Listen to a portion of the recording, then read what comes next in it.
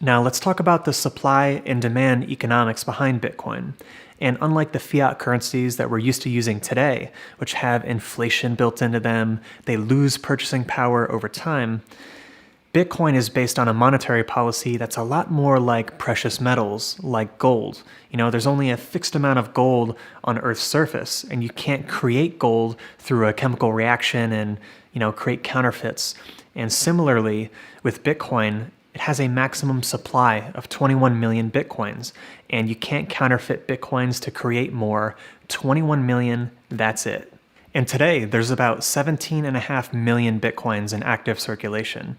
And similar to the way that gold enters circulation through the process of physical mining, with Bitcoin, Bitcoins enter circulation through a similar process called digital mining.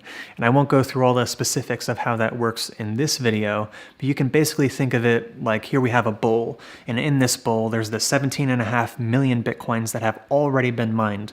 And we have a faucet draining into this bowl, and those represent the new Bitcoins that are being mined and entering circulation. And over time, this faucet is slowly being turned off until ultimately there's a slow drip and then it's completely off. And we're going to reach that point in about 120 years from now, where there's going to be no more Bitcoins created, and what we have left in this bowl is our maximum supply of Bitcoin, 21 million. Now, to put this 21 million number into perspective, there's about 11 trillion US dollars out there in circulation today. That's 500,000 times the maximum supply of Bitcoin.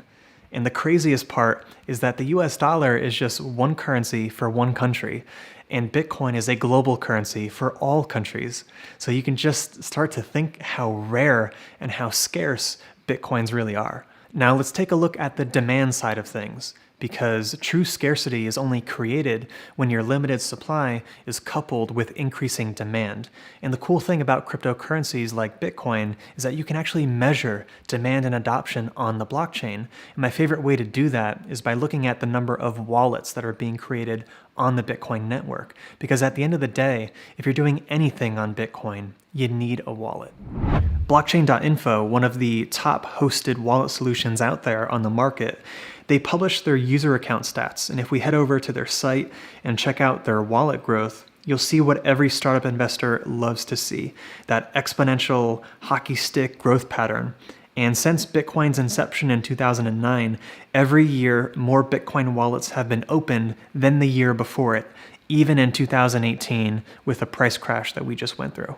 So if you hear someone saying, Bitcoin's dead, it's never coming back, just point them to that chart and maybe they'll reconsider. And I'll include a link down below so you can go ahead and check it out. And now through an economics lens of supply and demand like we just talked about, again, I gotta give Bitcoin 5 out of 5 stars.